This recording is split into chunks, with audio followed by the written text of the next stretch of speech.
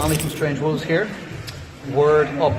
What might be of interest to people in regards to Strange Wolves is that we are a strictly non-profit club, not to be self-righteous about it or anything, but we just can't afford to do it any other way because we're all amateur. None of us do this professionally, although some of us have fought professionally.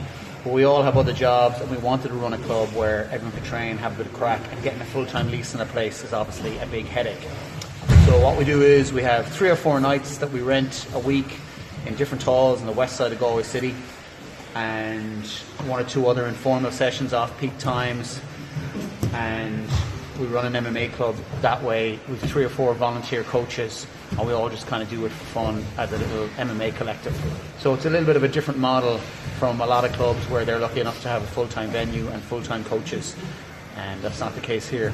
But we like to think that we managed to maintain a good mixed martial arts standard.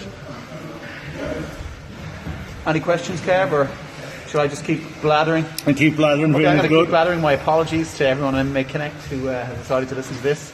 It's not just a vehicle for the podcast, Strange Wolves. It's also an MMA club where we train.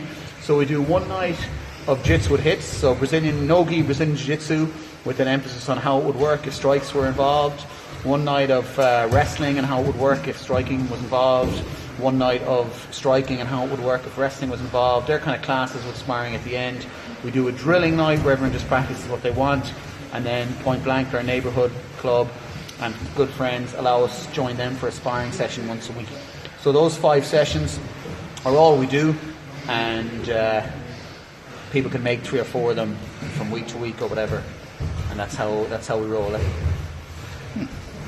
That's Strange Wolves, and it's a bit of fun. So anyone who's out there who thinks that maybe you have to open a full-time club or you have to get a premises for 20 grand a year, there are other ways to do it. Obviously it's difficult to get good if you don't have your own full-time place because you can't train twice a day, but if you're interested in the sport as a hobbyist and as an amateur, it's a way.